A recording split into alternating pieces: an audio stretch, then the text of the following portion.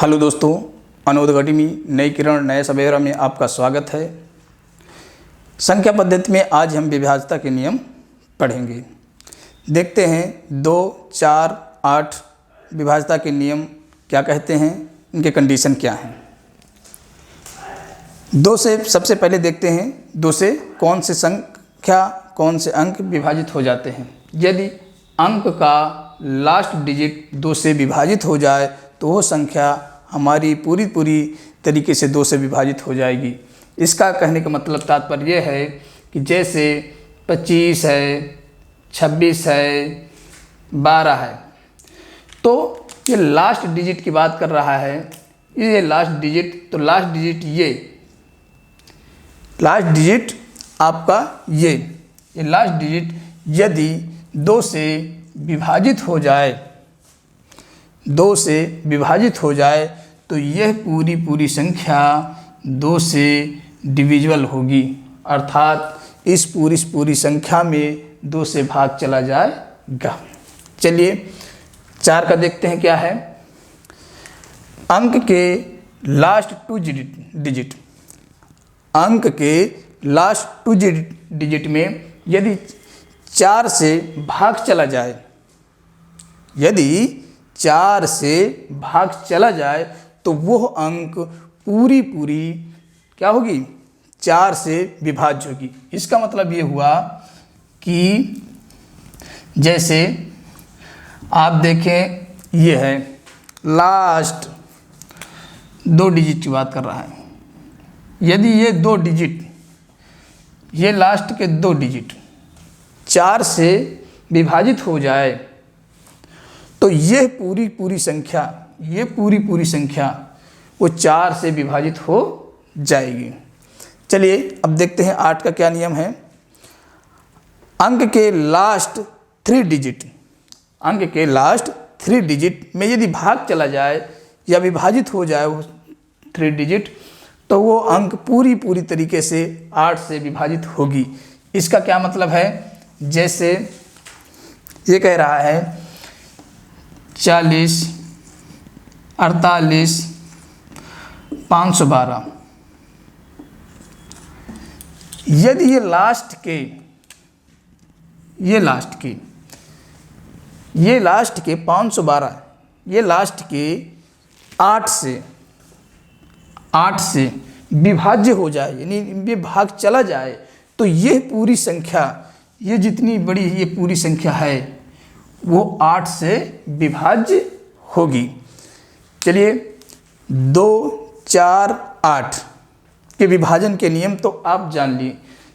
अब ये जानते हैं क्या पेपर ऐसे ही आता है एग्जामों में? नहीं, ऐसे सीधे एग्जामों में पेपर नहीं आता है। बहुत आसान हो गया पेपर, तो ऐसे दे देता है, जबकि एग्जामिनर ऐसे क्वेश्चन नहीं पूछता है। तो क्वेश्चन कैसे पूछता है, चलिए हम उसको देखते हैं। एग्जामिनर इन विभाजन के नियम से क्वेश्चन पूछता कैसे है और उनको सॉल्व कैसे करते हैं। चलिए, यदि संख्या इतने दे रखी है और 2 से विभाज्य है तो a का मान ज्ञात करें। तो इसको निकालने के लिए हमने कहा था कि यदि कोई संख्या दे रखी है तो लास्ट डिजिट 2 से विभाज्य है, तो उसकी कंडीशन क्या है कि वो पूरी संख्या विभाज्य होगी 2 से। तो a के मान, संभव मान क्या हो सकते हैं? a के संभव मान क्या हो सकते हैं, देखते हैं। अगर हम यहाँ पे 0 रखें, 0 रख देंगे तो पूरी जो है 2 से डिविजिबल हो जाएगी। यदि हम इस a का मान 2 रख दें तब भी ये हमारी संख्या पूरी डिविजिबल हो जाएगी। यदि हम यहाँ पर 4 रख दें a की वैल्यू, तो भी हमारी ये पूरी संख्या डिविजिबल हो जाएगी।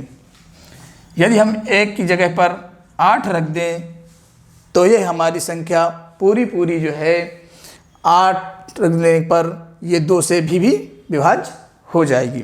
अर्थात हमें a के जो मान मिले हैं 0, 2, 4, 8, ऐसे ही संख्या दे दी जाएगी आपको प्रश्न में। और ऐसे एक अंक होगा अननोन होगा और आपसे पूछ लेगा उसका मान क्या होगा। और दूसरा प्रश्न ये बनता है कि एक के मानो, यदि एक के अधिक मान यानी अननोन नंबर के एक से अधिक मान आते हैं तो उसमें एक कंडीशन जोड़ करके प्रश्न को और थोड़ा डीप कर देता है एग्जामिनर।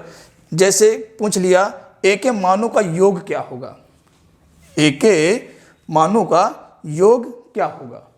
तो आपको जो है इसके लिए आपको करना क्या है, यहाँ से लेना है 0 + 2 + 4 + 8 बराबर ये आपका जो हो जाएगा 14, ये है।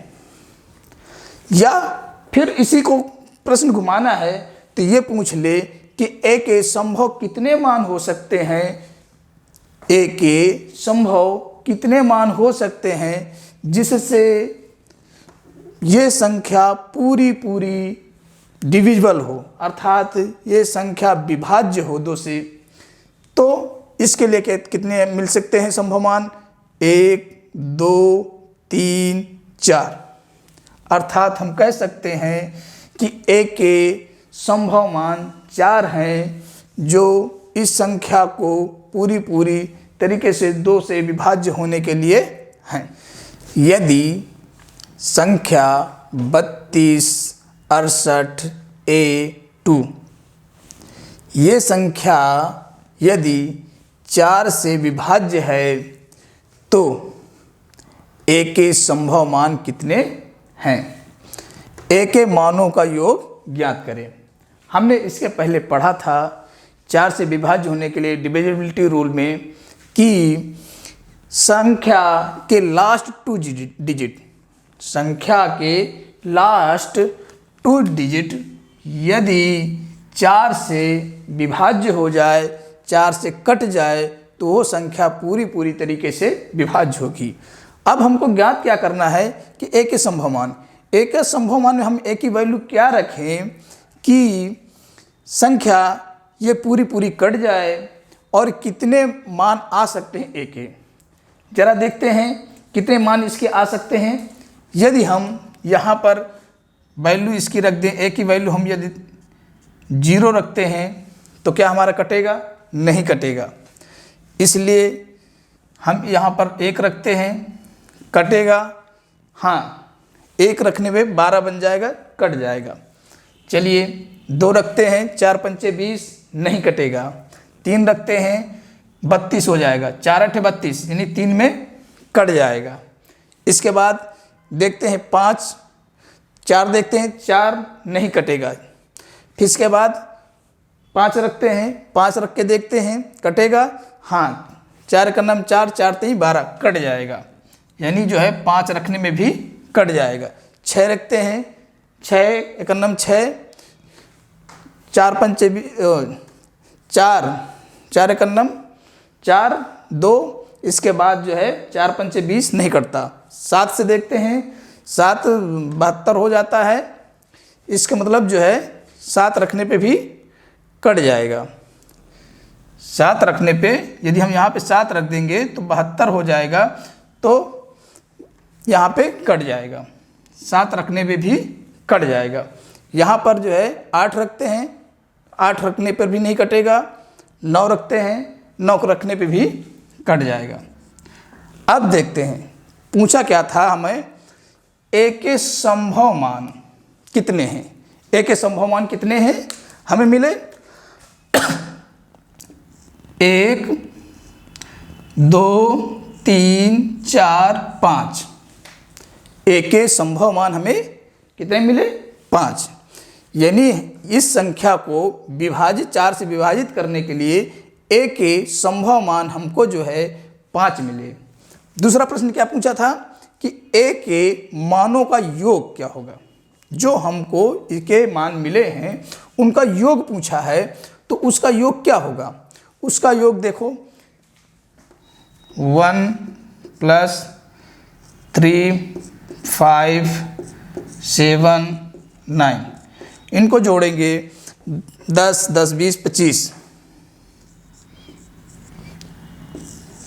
ये होगा इसका आंसर। ऐसे प्रश्न जो है अक्सर हमें एग्जाम में पूछे जाते हैं विभाजन के नियम से।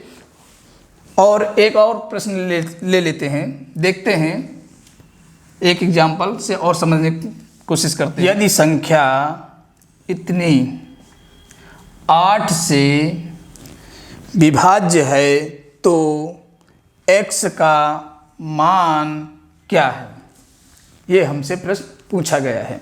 और 8 के डिविजिबिलिटी का हमने रूल पढ़ा था कि लास्ट की 3 डिजिट यदि जो है 8 से विभाजित हो जाए तो वो संख्या पूरी तरीके से जो है 8 से विभाजित होगी। अब हम x की वैल्यू पुट करके चेक करते हैं क्या ये संख्या हमारी किस जगह पर 8 से पूरी तरीके से विभाजित होगी। ज़रा देखते हैं, x की हम वैल्यू यदि 0 रखते हैं तो क्या ये 3 अंक विभाजित होंगे? नहीं होंगे, इसका मतलब हमारा 0 नहीं होगा। 1 रख के देखते हैं क्या ये लास्ट के 3 डिजिट विभाजित होंगे? जी नहीं होंगे। आगे इसका देखते हैं, 2 रखते हैं, 2 रखने पे 8 दूनी 16, 8 चौको 32, यानी 2 से विभाज्य हो जाएंगे, यानी एक मान हमको मिल गया, 2 से विभाज्य होगी। इसके अलावा और चेक करते हैं, 3 रखते हैं, 3 से रखते हुए विभाज्य होगी, 3 रखने के बाद 193 बना, 8 दूनी 16, 33 बना, नहीं होगा। 4 रखते हैं, 4 में नहीं होगा। इसके बाद 5 रखते हैं तो 5 नहीं होगा। 6 रखते हैं, 6 भी नहीं होगा। 7 रखते हैं, 7 नहीं होगा। 8 रखते हैं, 8 भी नहीं होगा। 9 रखते हैं, 9 भी नहीं होगा। इसका मतलब ये है x का सिर्फ जो है एक ही मान होगा, 2। ये है 8 से विभाज्य होने के लिए कंडीशन। मतलब कि ऐसे प्रश्न पूछे जाते हैं वहाँ पे, आपको रूल तो पता होता है मगर उनके एप्लीकेशंस कैसे तोड़ मरोड़ के एग्जामर बनाता है वो आपको थोड़ा ध्यान में रखना होगा। बाकी सब कुछ नॉर्मल ही आता है, बहुत टफ क्वेश्चन नहीं आते हैं विभाजन के नियम से। अगर बहुत टफ एग्जामिनर ने बना भी दिया तो फिर वो तो आप जानते हैं क्या होता है। चलिए ठीक है, आई होप कि आपको ये सब समझ में आ गया होगा। बाकी हम अगली जो है नेक्स्ट स्लाइड में 3, 6, 8 के वहाँ वो देखेंगे कि कैसे कैसे विभाजित होते हैं। नेक्स्ट नियम उनको अगले उसमें क्लास में देखते हैं।